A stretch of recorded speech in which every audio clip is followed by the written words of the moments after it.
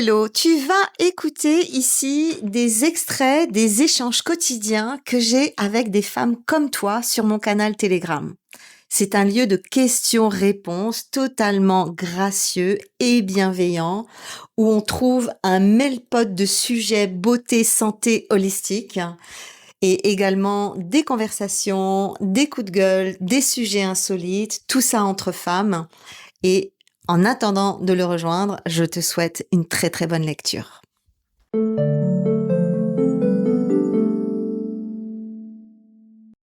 Alors, on me demande si j'ai Azea en boisson. Alors, Azea, c'est la marque qui fait Rénu 28, pour celles qui connaissent.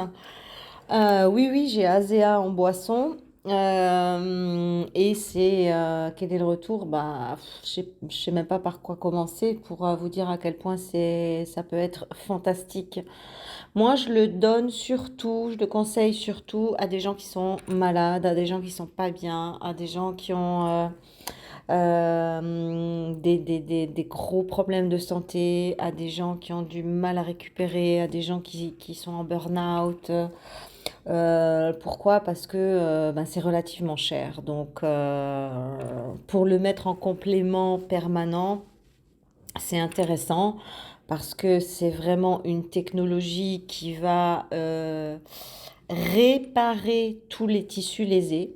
Là, dernièrement, j'ai une copine qui l'a pris, plutôt pour ses problématiques de cœur. Elle me dit, oh, mais j'ai l'impression que j'ai récupéré un peu ma vue, j'ai l'impression que je vois mieux depuis que je fais Azea. Est-ce que tu crois que ça peut être ça? Bah oui, carrément. Ça va vraiment, ça va réparer les tissus lésés partout, partout, partout dans le corps. C'est fabuleux. Moi, j'ai eu des petits miracles avec ce produit-là. Sur des personnes qui étaient alitées, qui avaient mal partout, que les médecins avaient abandonné en disant bah, vous allez mourir bientôt.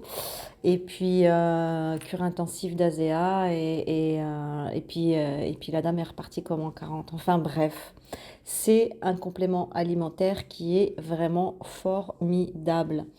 Euh, que vous dire d'autre? Ah oui, ce que je peux dire d'autre, c'est qu'on peut aussi l'utiliser en vaporisation externe. Moi, par exemple, j'ai fait un test cette année, vu qu'on n'avait pas un soleil de ouf et qu'il y avait beaucoup de journées couvertes et que ceci et que cela. J'ai pas utilisé du tout de produits solaires pour mes expositions et j'ai pas utilisé d'huile non plus, ce que je fais d'habitude. Et là, je me suis dit, tiens, on va tester. Et je me suis mis de l'azéa liquide dans un petit vaporisateur. Et je vaporisais de l'azéa à peu près toutes les heures. Ensuite, je massais pour pas que ça s'évapore. Je le faisais vraiment pénétrer dans la peau. Et, euh, et en fait, j'ai fait tout mon été de bronzage comme ça. J'ai eu un bronzage magnifique, profond. J'en ai encore un petit hâle qui est bien ancré dans la peau. Et en fait, c'était intéressant parce que du coup, bah, ça répare instantanément les dégâts du soleil. Et je l'ai vaporisé aussi sur les piqûres de moustiques. Et j'ai pu gérer comme ça les piqûres de moustiques et avec le Rénu 28, mais quand j'avais pas le Rénu 28 ou quand j'en avais plus, j'utilise en vaporisateur. Je l'utilise en vaporisateur aussi visage, très intéressant. J'en ai un petit flacon dans la salle de bain et je l'utilise en vaporisateur visage. On peut l'utiliser en vaporisation sur la racine des cheveux pour fortifier la racine, éviter la chute. Enfin, voilà, il y a plein d'utilisations. On peut faire des bains de bouche, on peut faire des lavements, on peut faire blablabli, blablabla. Très franchement, Azéa Liquide, son seul problème, c'est son prix. C'est quand même presque 50 € la bouteille. Donc voilà. Mais sinon c'est de la balle.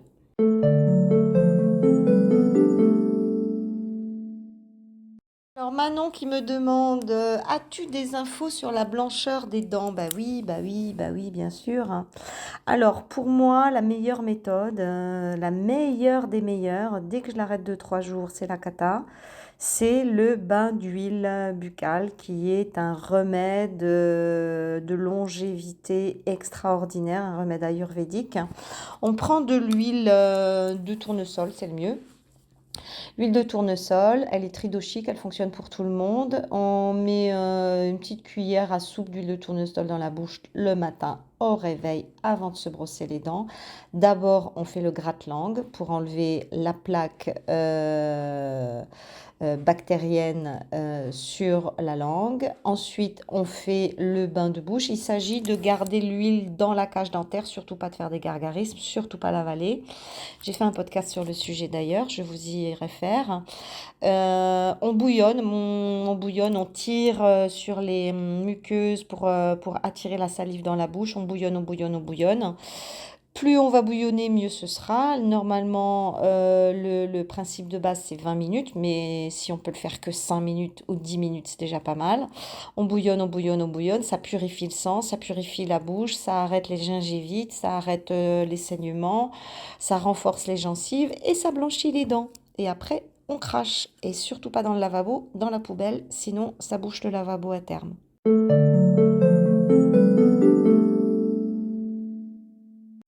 Et si mes mots résonnent avec vous, alors j'aimerais vous donner un aperçu beaucoup plus juste de mon approche holistique de la beauté. C'est pourquoi j'ai à cœur de vous offrir une Beauty Masterclass pour 1 heure de pratique totalement guidée. Allez, venez la récupérer sur mon canal Telegram. Elle est en message épinglé et elle vous attend. Vous trouverez le lien du canal sous la vidéo.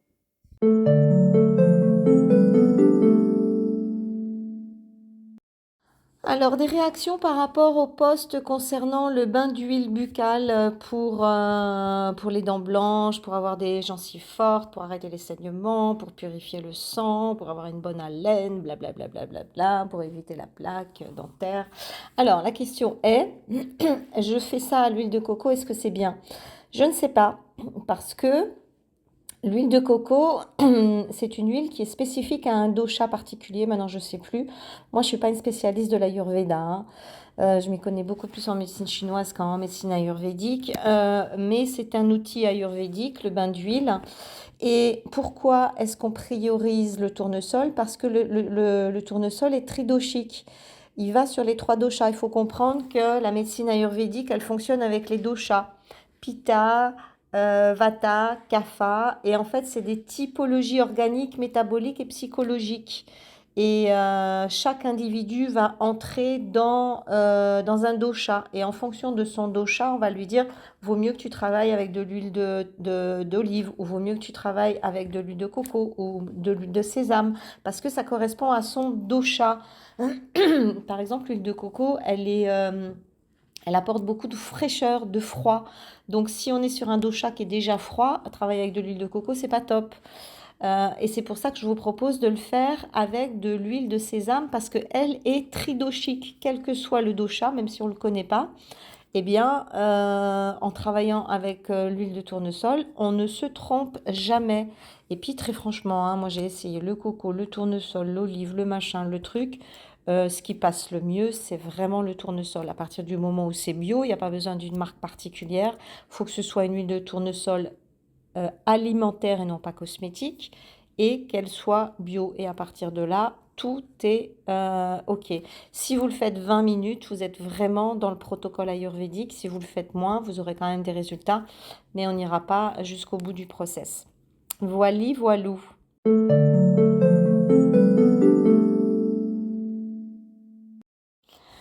Alors, comment se débarrasser d'une kératosis spiralis? Théoriquement, c'est juste ces petits boutons qui se mettent à la base des poils et qui font une espèce d'amas de kératine. Si c'est bien ça, hein, parce que souvent on me dit j'ai ça, alors je donne un remède pour ça, et puis au final c'était pas ça. Mais bon, si c'est vraiment ça, c'est-à-dire les petits boutons de kératine sur les bras, sur les jambes, sur les fesses, normalement on peut tout à fait en venir à bout avec le gant de Kessa et avec le brossage à sec. Donc,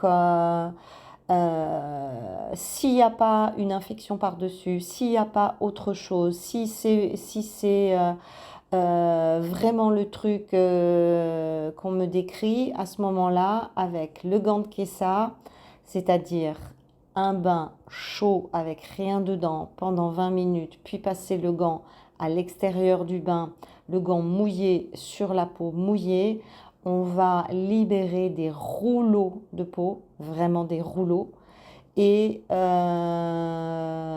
travailler aussi en synergie sur la peau sèche avec une brosse à sec. Et en théorie, normalement, ça doit partir relativement facilement, ou en tout cas largement s'améliorer. Après, voilà, il faut vraiment être sûr que ce soit uniquement ça et pas une autre pathologie derrière avec une infection.